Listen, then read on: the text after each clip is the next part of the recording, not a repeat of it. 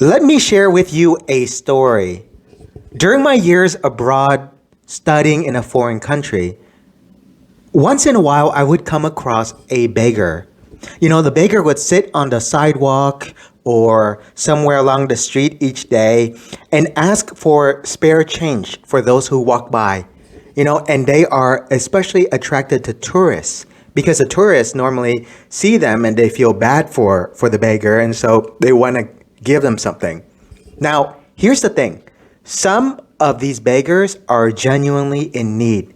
They have, for example, a certain physical deformity and they're unable to work to support themselves. For example, some have a missing foot or a missing arm, and every once in a while you have someone who is physically blind. As a result of all this, these people cannot work, so their only livelihood is to beg for money from those who pass on. Their livelihood then is dependent on the generosity of others. Now, on the other hand of this, there are those who have no physical deformities. They are perfectly fine, normal people, and they could easily go out and get themselves a job, but they would rather become a beggar instead of actually going to work for a living, like for a wage. And there are fake beggars around. We know that. And then there's always that debate about whether or not you should give money to those who go begging around in the street. Now, depending on where you live in the world, you may encounter beggars in your daily life, or maybe not. But imagine during the time of Jesus, and especially in the city of Jericho. Now, for those who've been to the Holy Land and to Jericho, outside the city gates, there are beggars who truly rely on the needs and the generosity of others to live. You see, those who are physically blind, for example, they can't work. And so they only rely on the generosity of others to help them out. And so then this is the setup. This is the scene for our gospel reading in this 30th Sunday in Ordinary Time, Year B. You see, here's what the gospel reading states. As Jesus was leaving Jericho with his disciples and a sizable crowd, Bartimaeus, a blind man, the son of Timaeus, sat by the roadside begging. So then there you have it. The setup of the scene where you have a beggar sitting by the roadside begging. Imagine Bartimaeus doing this every day for his own livelihood. Kind of boring, right? But he has no choice because there is no other way for him to live, right? To support himself financially. And so he has to go begging every day in the street. And you see here, he's in his usual place when Jesus comes by. Imagine he's in his usual place begging, and people would walk by. Some would give, some would not. And then here it is, Jesus of Nazareth walking by.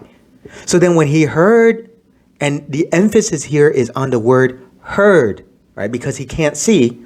When he heard Jesus walking by, what does he do? He began to cry out and say, Jesus, Son of David, have pity on me. Jesus, Son of David, have pity on me. And as we read the gospel, what happens next? Many people rebuke him. They told him to be silent, right? Be silent. But then as they tell him that, what does he do? He goes the other way, right? He says, no, he calls out all the more, Son of David, have pity on me. Now, you really have to imagine the scene to truly appreciate what is fully going on here. This blind man is persistent. He kept calling out. And we know that one of the themes in the gospel is persistence. And so this blind man kept calling out, and what happens? Jesus called him. Jesus called him. And the people said to him, take courage, get up. Jesus is calling you. Pay attention how this blind beggar reacts. He threw aside his cloak, sprang up, and came to Jesus. And when he encountered Jesus, Jesus asked him the question, what do you want me to do for you? And the blind man gave him a very clear answer. If we pause and think for a moment, this blind man knew exactly what he needed at that moment. He knew he wanted to see. And so how does he answer Jesus? Master, I want to see. I want to see. Right? He's been blind. Now he wants to see. And then what happened? Jesus told him, go your way, your faith has saved you. And immediately he received his sight and followed him on the way. Friends, one of the themes in the gospel readings is on spiritual blindness.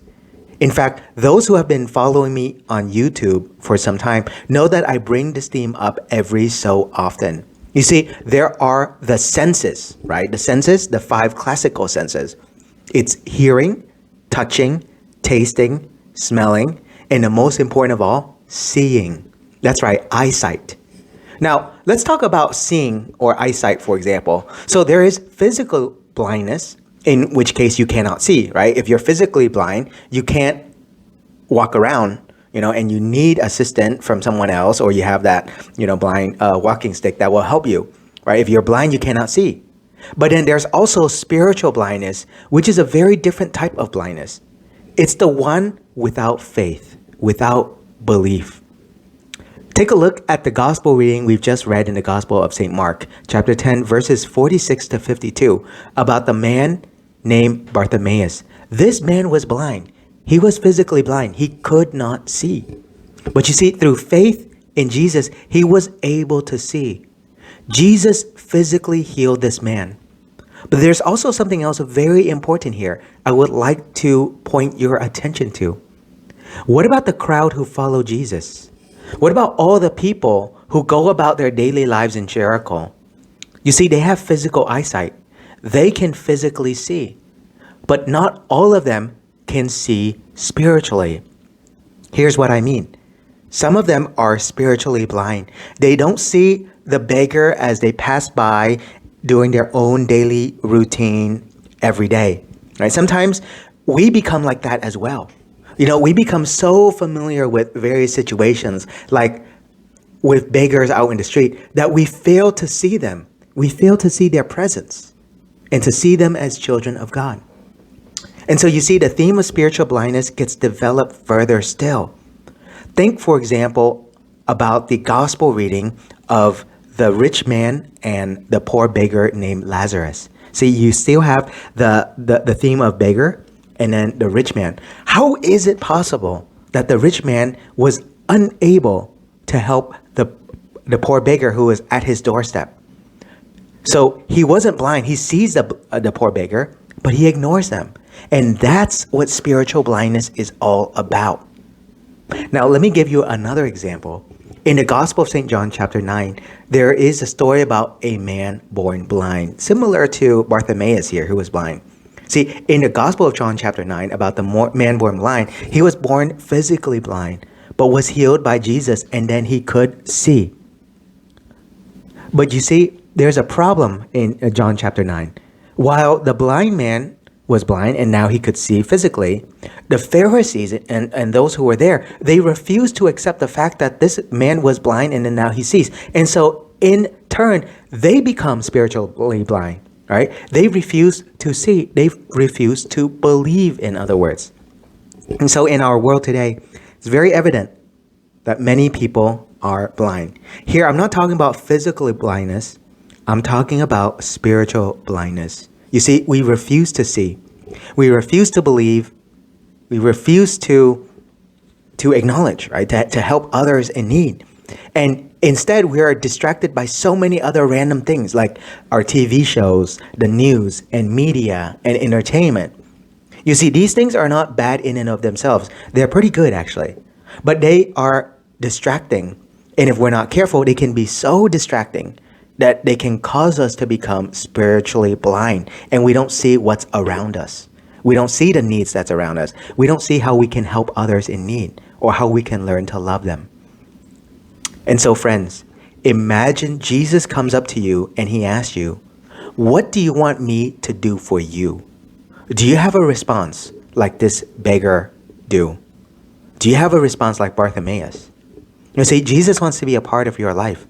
Jesus wants to enter into your life and transform you from being a poor, blind beggar into a disciple of Jesus Christ, into a peaceful follower. You see, if Jesus does this, how will you respond? In our own blindness, maybe not physical blindness or spiritual blindness, we can not see what's around. But you see, Jesus helps us and guides us in our spiritual journey here in this world. Here in this world, he gives us a pathway, a way to go about our life filled with joy, so that we can enter into the final destination, which is heaven, to be with Jesus forever. And so, friends, reflect on this very question for this 30th Sunday in Ordinary Time, Year B. When Jesus asks you, "What do you want me to do for you?" how do you respond? May God bless you.